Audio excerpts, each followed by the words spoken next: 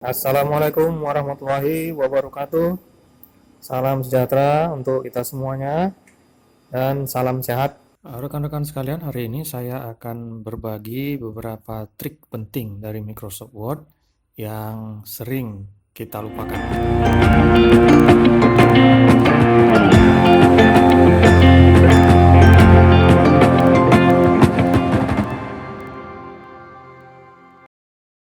Microsoft Word menjadi salah satu program yang paling sering dipergunakan. Pertama kali dirilis tahun 1983, masih menjadi software yang efisien untuk pengolahan kata hingga saat ini. Agar lebih cepat saat mengoperasikannya, ada banyak trik rahasia di Microsoft Word, yang 10 diantaranya sudah pernah saya jelaskan pada video saya sebelumnya. Namun sayangnya, sebagian besar orang hanya tahu shortcut seperti Ctrl-C, Ctrl-V, Ctrl-S. Padahal selain ketiga shortcut tersebut, sebaiknya Anda perlu mengetahui trik berikut ini untuk penggunaan Microsoft Word yang lebih efisien. Nah, rekan-rekan sekalian, mari kita coba. Oke, rekan-rekan sekalian, yang pertama kita lihat dulu ya. Yang pertama di sini penggunaan tombol F8 ya. Kalau kita tidak terbiasa dengan mouse untuk memblok kata, kalimat, atau paragraf, kita bisa menekan tombol F8 di keyboard.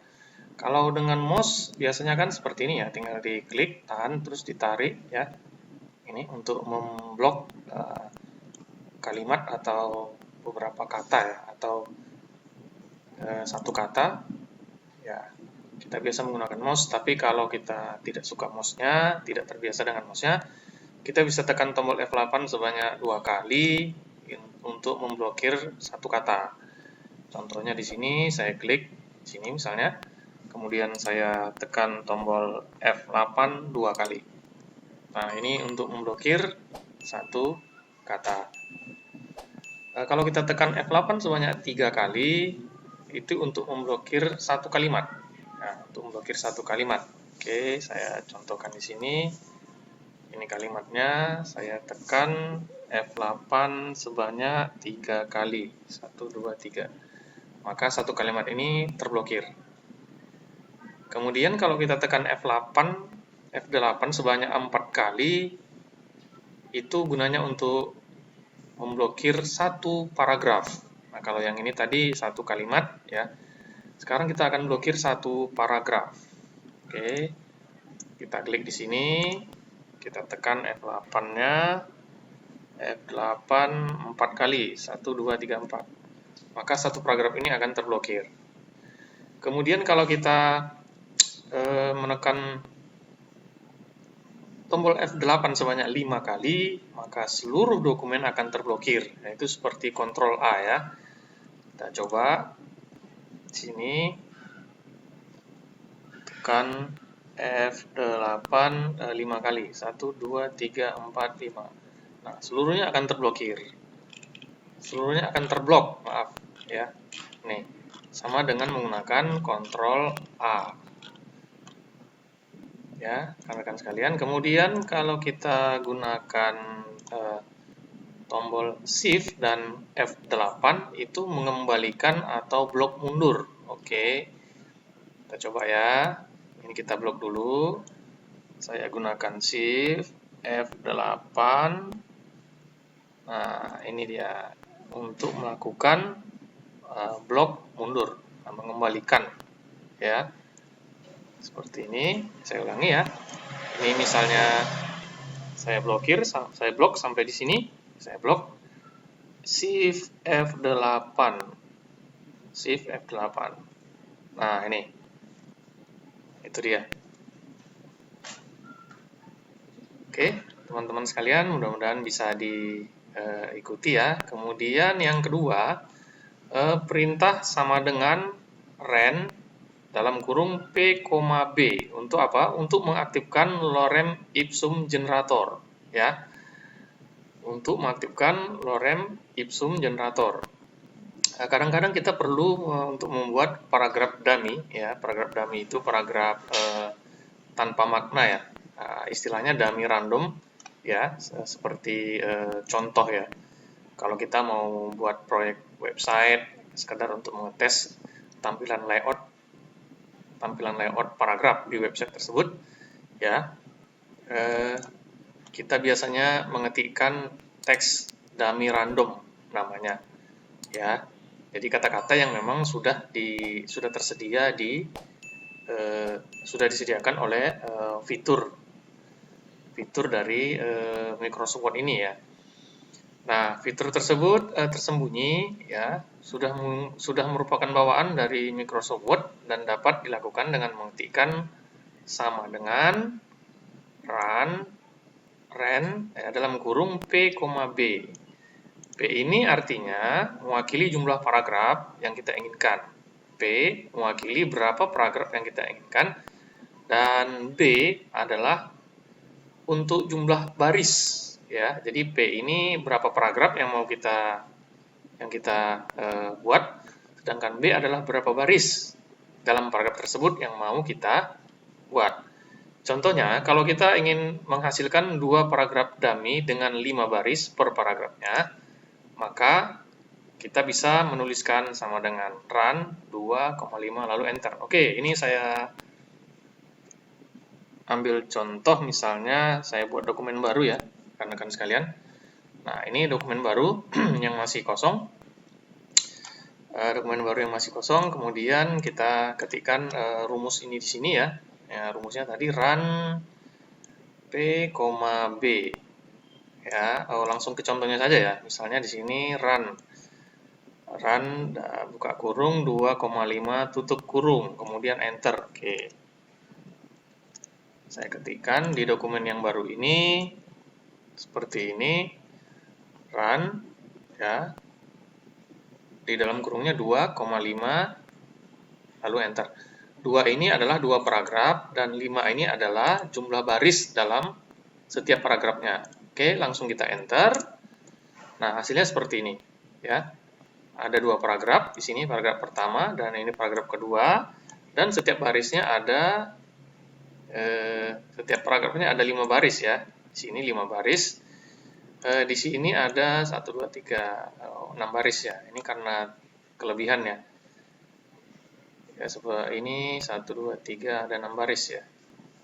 Mungkin terlalu panjang ya. Nggak jadi masalah ya. Kita coba lagi, misalnya di sini saya mau 5 paragraf. Ini saya hapus dulu ya. Hapus dulu. Saya ketikkan di sini run, saya mau 5 paragraf, dan setiap barisnya saya mau ada 3 baris. Jadi 5 paragraf, 3 baris akan dihasilkan teks dummy-nya ya. Enter. Nah, kita lihat di sini 1 2 3 4 5, ada 5 ya. Dan barisnya ada 3, tapi di sini ada yang 4 juga ya. Nah, mungkin kalau kita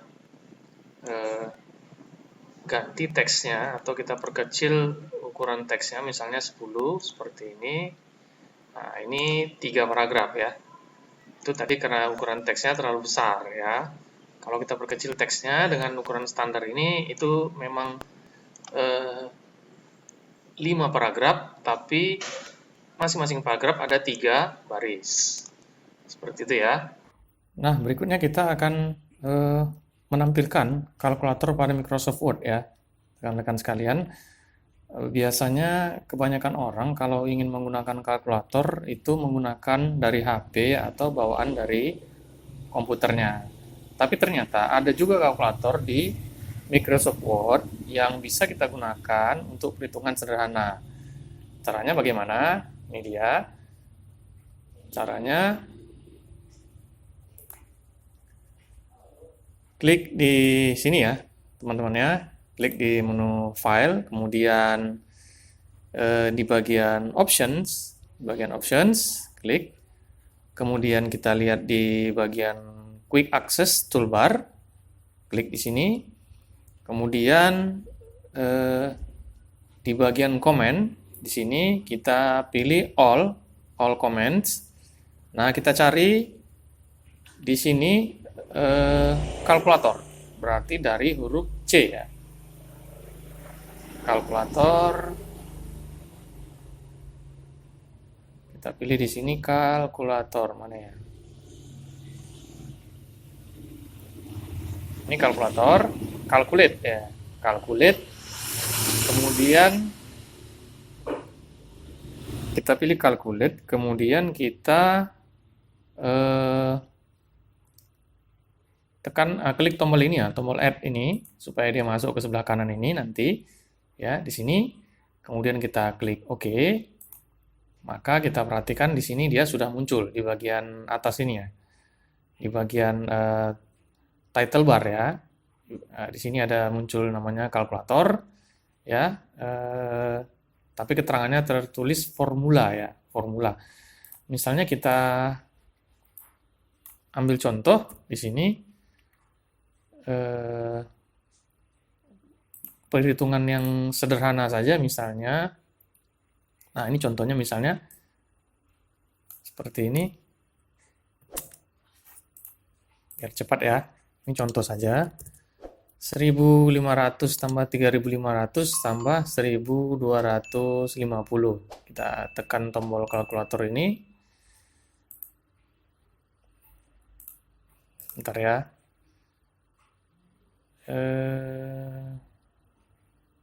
Oh, diblok dulu ya. Misalnya contohnya seperti ini ya. Saya blok dulu. Kemudian saya klik di sini, di tombol kalkulator ini. Nanti hasilnya akan muncul di bawah sini ya. Di bawah sini sebelah kiri, hasil. Saya ulangi lagi ya. Udah hilang. Nah, hasilnya di sini ya. Munculnya ini, 6.250. Ya. Oke, kita ambil contoh yang lain. Misalnya yang mudah saja ya. 200 tambah 100 ditambah 50. Ini hasilnya adalah 350 gitu ya. Nah, seperti ini kita blok dulu, kemudian kita klik di sini di tombol kalkulatornya. Nah, hasilnya 350.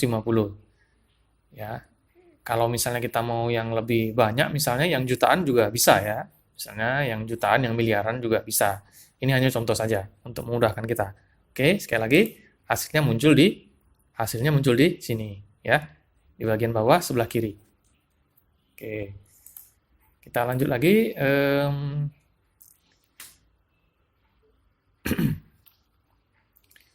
Yang berikutnya adalah Ctrl Shift C. Ctrl Shift C ini gunanya untuk mengcopy paste format tulisannya ya.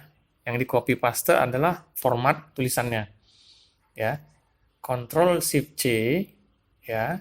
Kita copy paste formatnya dan Ctrl Shift V untuk mempastekan format di dokumen kita yang baru. Oke, contohnya di sini format yang ada saat ini bisa Anda lihat di sini ya, rekan-rekan sekalian. Format tulisan yang ada saat ini adalah, saya blok dulu, Arial, kemudian bold ya, cetak tebal dan ukurannya 12. Itu formatnya ya. Fontnya Arial, ukurannya 12 dan dicetak tebal. Ini adalah formatnya. Nah, formatnya ini akan kita kopikan di dokumen kita yang baru. Hanya formatnya saja. Jadi caranya Ctrl Shift C. Oke. Saya gunakan halaman baru ya. Saya gunakan halaman baru di sini, dokumen baru. Ini saya hapus dulu. Ini dokumen baru saya seperti tadi di sini. Oke. Nah, di sini misalnya saya ganti menjadi yang standar ya.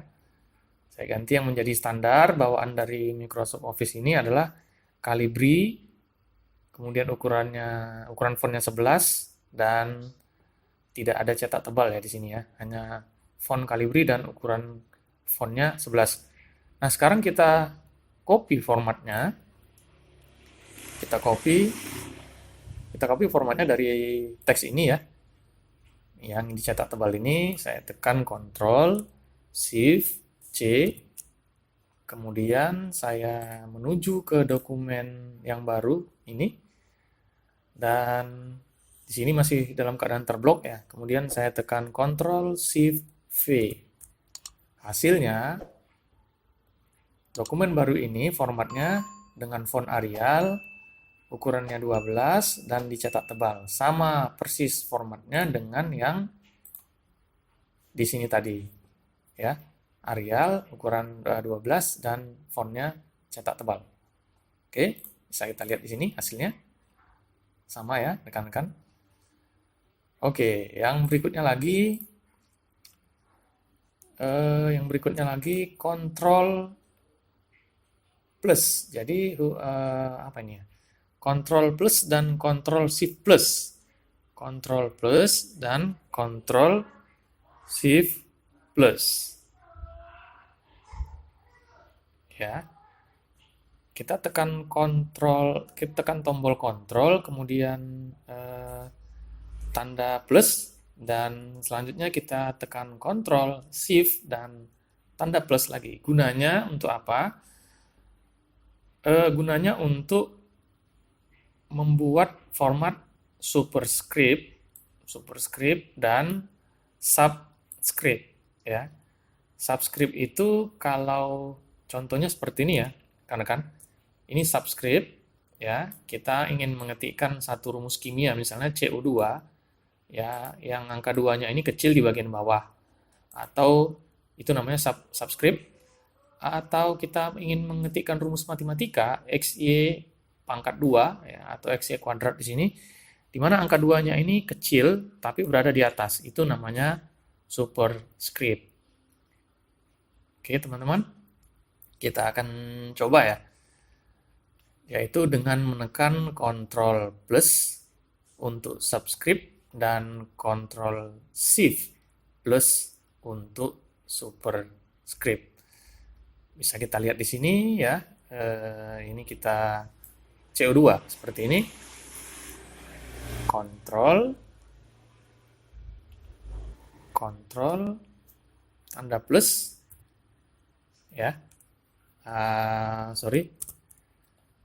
Hanya angka 2-nya saja ya. Angka 2-nya saja. Ctrl plus itu adalah untuk subscript seperti ini ya.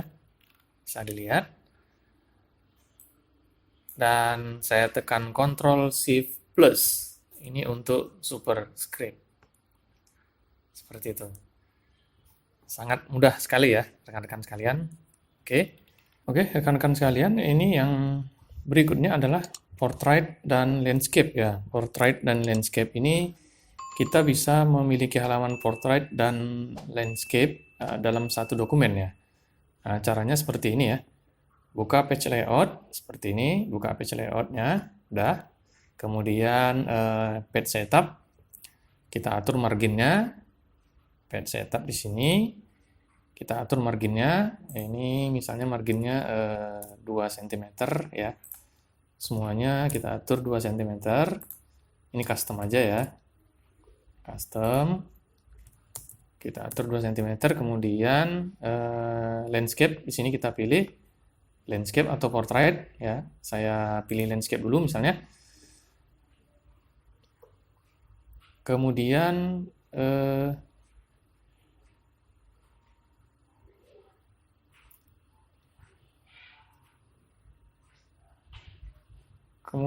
saya pilih di sini multiple page-nya, ini nggak usah ya, normal aja.